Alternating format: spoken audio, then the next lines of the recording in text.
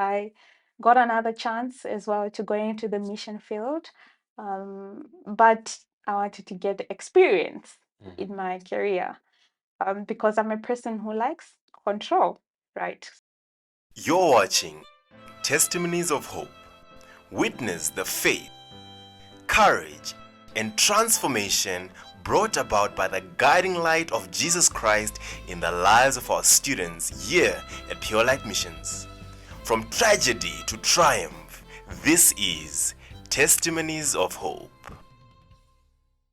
Welcome back to Testimonies of Hope, where our first year students share their experiences with Jesus.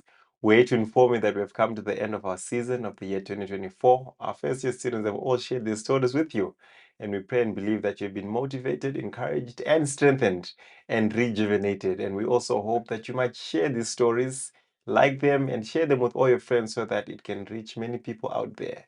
But before we go, we have one more testimony for you. Shamillah Shumba will be sharing her experience with Jesus, and she's going to be telling us how Jesus Christ has brought her to Pure Light Missions. Good day, Shamillah. How are you doing? I'm Wananya Tanaka. I'm doing well. I'm doing well. Shamillah, please tell our audience a bit about yourself. As you all know, my name is Shamillah Shumba. I'm Zimbabwean, but I moved to South Africa in the year 2009, and I've been living here ever since. I'm a first year student at Pure Light Missions. Yes, so that's a bit about me. Your story sounds similar to mine. You're Zimbabwean, you moved to South Africa 2009. That's the same year I moved to South Africa, and yeah, it was nice having someone from Zim, and a sister from the same country, a home girl, if I should say. Shamillah, tell me about your upbringing. How was it being raised? How were you raised? Were you raised in a religious home? Yes, so I am born and bred an Adventist. So I've been a part of the church for many years. I don't want to tell you my age. Okay. Yeah, but yes, yeah, I've been raised in a Christian home and a God-centered home, and I'm very thankful for that. Um, yeah, tell me a bit about how it was being raised in an Adventist home, in an Adventist church. What was it like? It was really nice, to a certain extent. Um, Home life was really good. My parents weren't strict. Yeah. Of course, they were strict, but they were not like very strict. So it was really nice, and we could participate with the youth clubs and adventure clubs and all those things. So my parents made sure that we were very active in the church. And what was nice about my growing up is I had a lot of church friends. So yeah, that kind of made the whole experience better.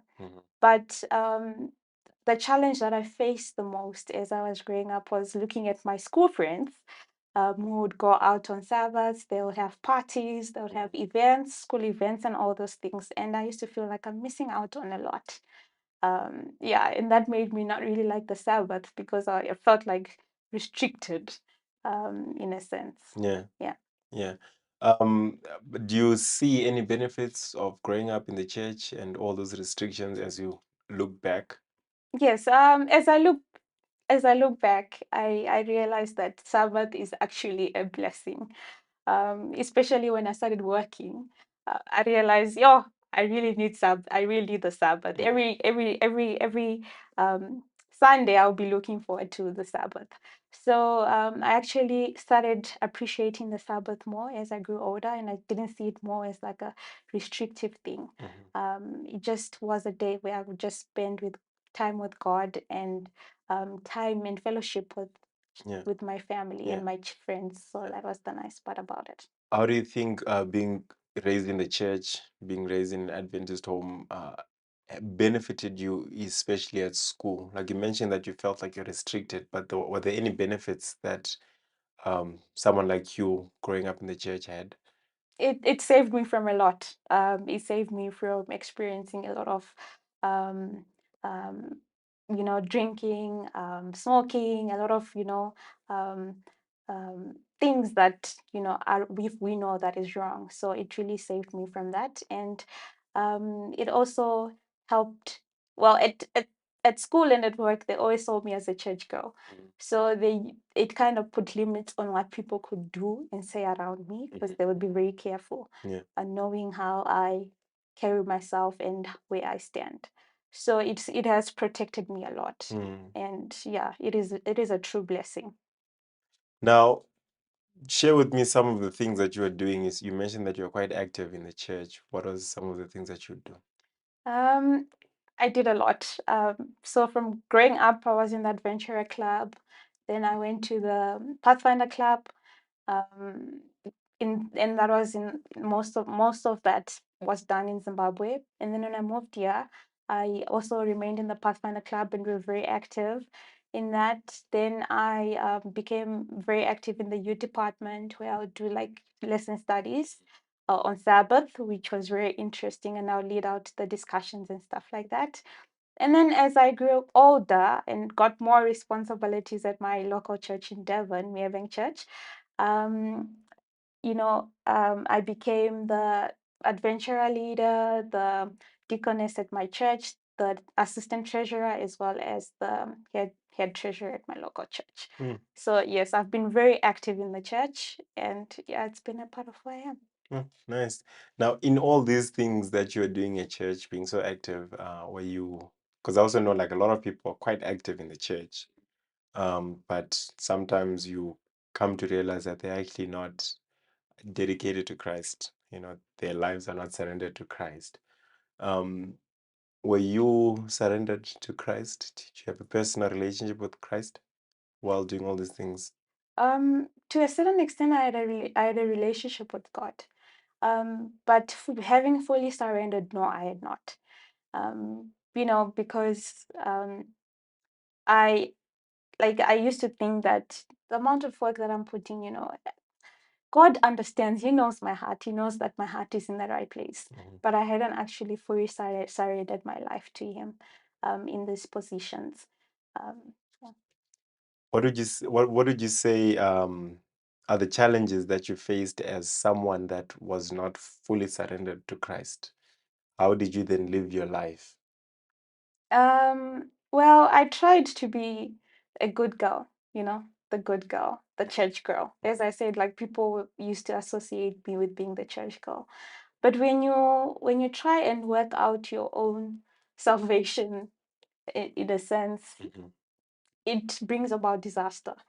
And I saw that in my own life, to a certain extent. And it was all because I was trying to control the outcome. I was trying to control everything. I wanted to have everything in order. But that led me down a downward spiral, in a sense, where I thought I could control the outcomes in the situations. Yeah, and I could work. God knows my heart, so He sees the amount of work I'm putting in His work. So that should be, that should counteract. When you say it led you down a downward spiral, what do you mean exactly? What happened? Okay, so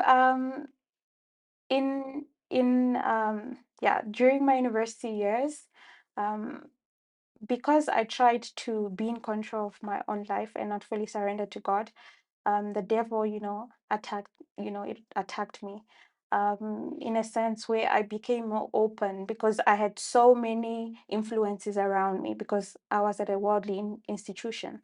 So it was easy for that was like an open door for the devil to come and attack me. And at first I used to shun away from the negative things and the bad things.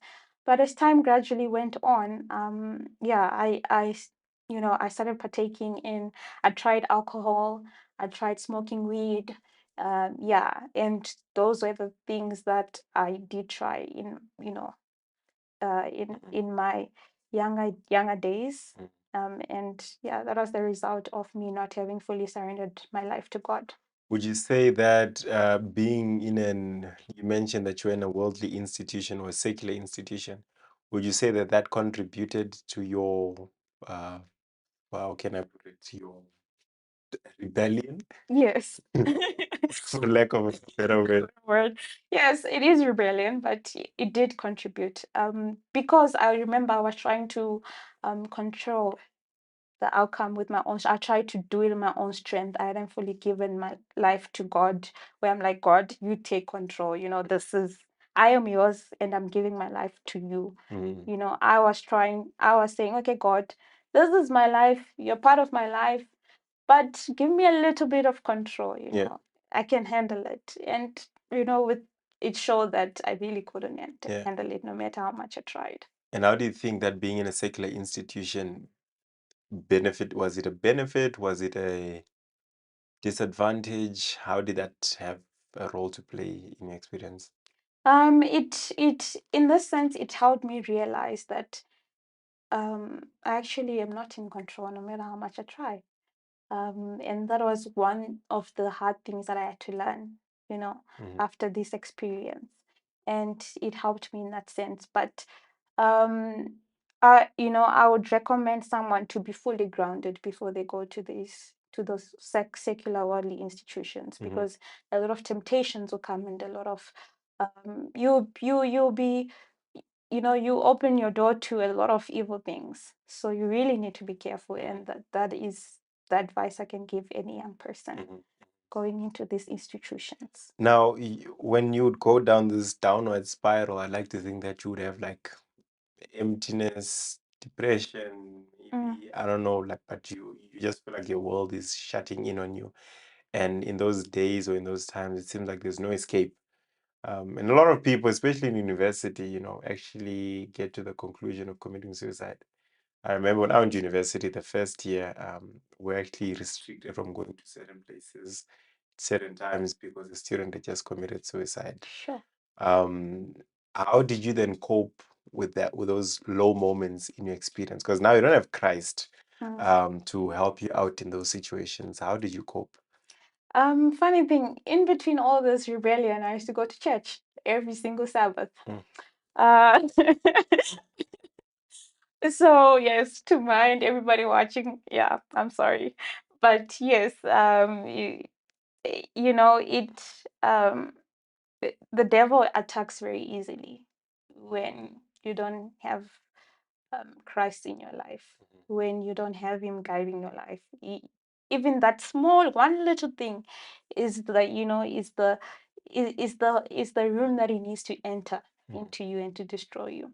But thankfully, I never got to that point while in university of where I was feeling like it's the end of the world. Though I felt a void while in because I felt a void while in my university years, because I had gotten the call to go into the mission field. Um, but because me being in control was my thing, I ended up saying no. Let me finish and get my university degree. Then after my university degree, I will go into mission field. So during my university career, I was trying to fill that void of saying no to my calling with those things. And that's when I started actually trying, alcohol and smoking and stuff like So you that. actually got the call to mission work in university, yes, but your life was not even dedicated or surrendered to Christ fully. So you definitely couldn't get into mission work, because mission work is like fully surrendering your life. Well, I was willing to actually, but then it was just like my head was, Shamillah, you've got this under control. You need to be logical. My thing is be logical. So you were 1 foot in the church, 1 foot almost in the world, but not fully in the world, but Yes. not fully in the church at the same time. You were basically in the middle, but more inclined to the church. Yes. Is that a safe position to be in? From your experience, tell me, because a lot of people, they're not fully outside of the church. Yes. They don't do a lot of bad things, like they're not very wild. They Yeah. don't rebel too much. But at the same time, they're also busy in the church, but they're not fully in. What can you say? Because I mean, many people might be in that situation. I don't know. Please speak to. What do you think? What are the dangers of being in that position? Or is it a good space to be at, or you need to make a decision? It's never a good space to be at, because you cannot be, almost there and a little bit, on the bedside. Either or. Because the devil uses that almost at his side as a way to get you fully onto his side, and it's easier for you to actually fall in that sense. Because I was almost in the church, I was almost surrendered. Let's just say that. It led me to actually go to the side of the devil in terms of me trying to drink and trying to smoke. Yeah, it led me down that spiral. So you can't be in the middle. You have to choose either or. There's no two ways about it. Yeah. Either you're in the church or you are not in the church. And if you don't want to be in the church, go and Just go. enjoy. If you want to be in the church, then be in the church. But Definitely. don't. How did you then get to now surrender your life to Christ? So as I told you, like I got my first time calling into going to missions in my university. Thereafter, after I finished my university, I got another chance as well to go into the mission field. But I wanted to get experience in my career because I'm a person who likes control, right? So I had my future planned out basically, and I'd say after I get experience, then I'll go into the mission field. So I had it all like figured out. And the nice thing about me and in my life is I have a lot of people around me who are very supportive. And because of that, they actually were the ones who were encouraging me to go into the mission field as well. I had aunties and uncles from church saying, Shamillah, please go to the mission field. We can see, the potential that you have for doing the Lord's work. But, Shamillah is a control freak in a sense. So I really wanted to just get my career up and running. So fast forward into into last year, beginning of last year. That's when I really was like, I got the call again to go into mission field. And then it just so happened so many people started coming to me and saying, Shamillah, just go and do it and stuff like that. So that really motivated me and encouraged me to fully commit and to fully do what God has told me to do. And this time you had been baptized already. So, like you're saying, you were already fully dedicated to Christ, but you are not fully dedicated to Christ. Yes. So, for you, dedicating your life to Christ was making the decision to fully surrender your life by getting into mission or serving Him. Not really. My dedication to Christ was after university. I think a year after starting work, I think 2019. That's when I really got, got really I got the conversion that I needed. Yeah, I want to know how that happened, like that conversion. No, it was just me realizing that, I've been trying to fill my life with things of this world because I had been experiencing this void, like an emptiness, and I've been trying to fill it with things, with friends, with Netflix, with movies and music and all those things, but I still had that void in my heart. And I knew what it was. It's not like, someone had to tell me because, growing up in the church, we hear people saying, oh, I have this void, and what it is. So for me, it was just a matter of me deciding, okay, I'm giving my life to God fully. Whatever He tells me to do, I will do. I will stop with the excuses. And I don't want to continue having the guilt of saying no to what He calls me to do. So that was you getting to a point of just surrendering completely. Yes. Oh, wow. How did you then begin to try to enter into missions? Was it immediately then, or? It was later because I got the call later, which was like last year, 2023, beginning of. That's when I started getting the call now to say, okay, like I started feeling a dip in my soul, like, okay, this is something that I cannot ignore. Yeah. Yeah. Is this where Pure Light missions come in? That's when Pure Light Missions comes in. Okay, please tell us how that happened. Okay, so I had been, getting this calling to go into missions, and this time around, I was like, okay, God, I'm going to listen to you. But to be honest with you, I'd never heard of Pure Light Missions before last year.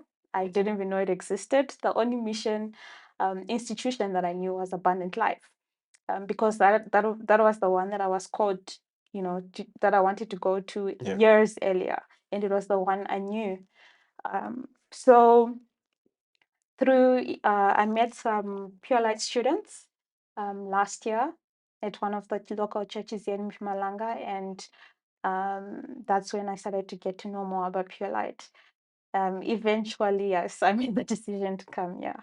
How did you come to make that decision? Because it seemed like you've been battling. How did you get to a point of just fully surrendering? I like to think that you were working before then. Yes. Yeah.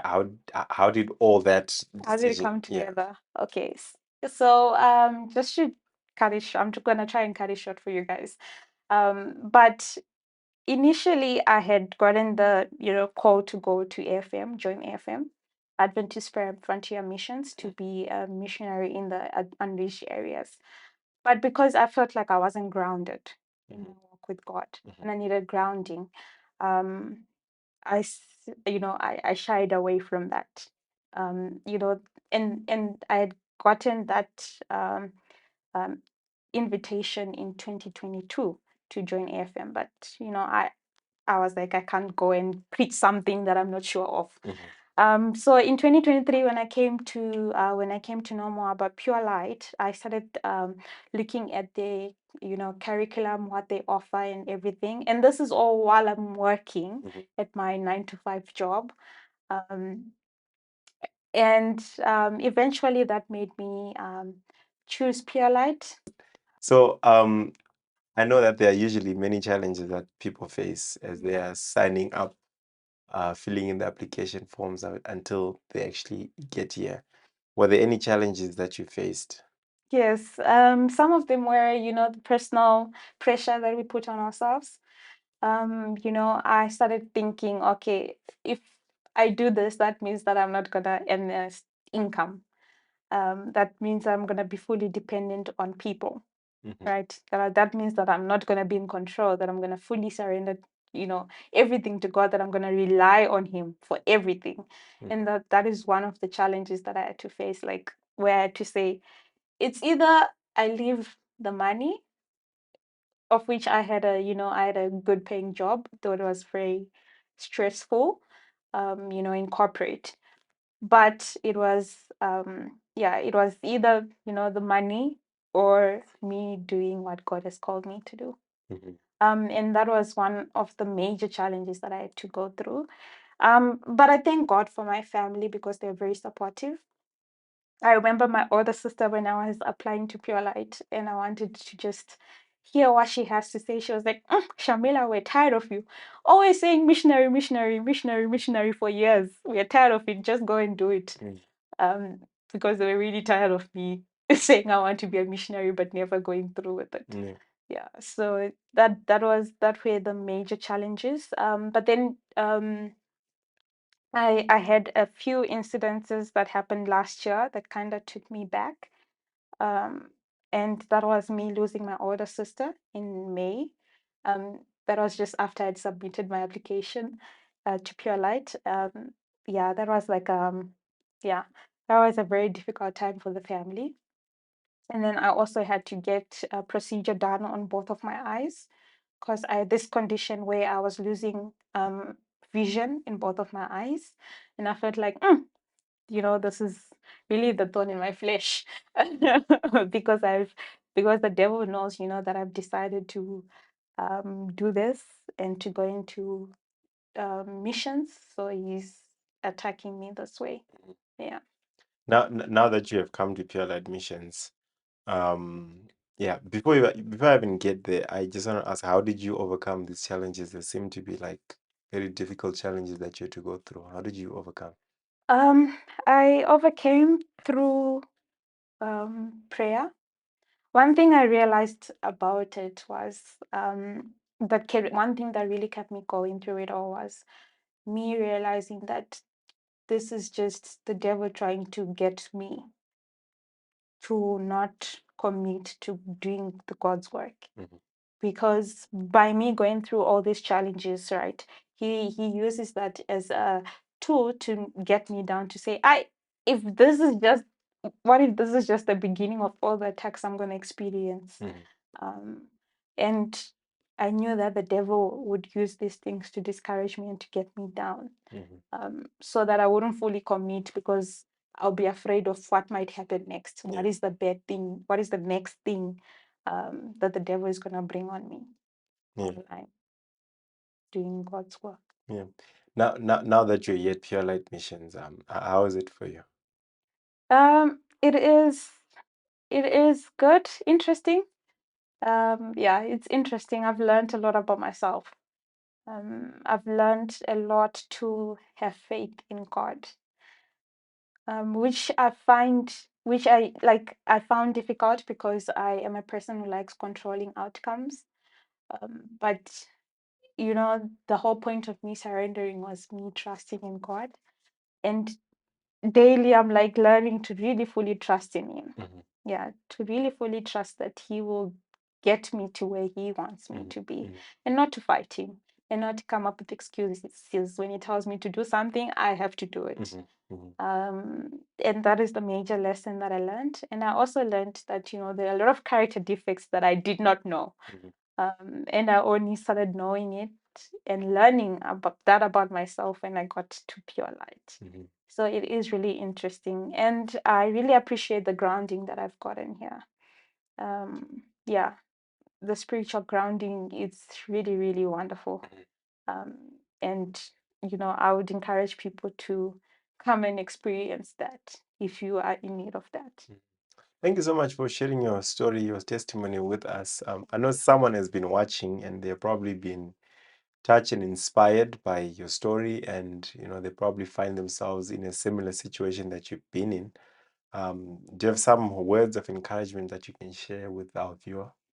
Yes, the words of encouragement I have for you is, answer the call. When God calls you, answer it. And I had to learn it the hard way. I had to learn it after so many years. And after my sister's death, that's when it really sunk in that if I die tomorrow and at the second coming, God is going to ask, Shamillah, what did you do with the calling that I gave you? And my reasoning would be, God, I wanted to make money. I wanted to, um, be set in life. And he's gonna ask me, was that really all worth it? So that's what I want to leave with you guys is, you know, is is it all really worth it? Not listening to the call, not heeding to the call that God gives. So my encouragement to everybody is please answer the call. When God calls you, don't fight it. And God will lead you to where He wants you to be. Thank you so much, Shamillah, for that encouragement and for that testimony. Thank And you. thank you for joining us in this season of Testimonies of Hope of 2024. Hopefully, we'll see you next year once again with our new first year students of the year 2025. See you next time.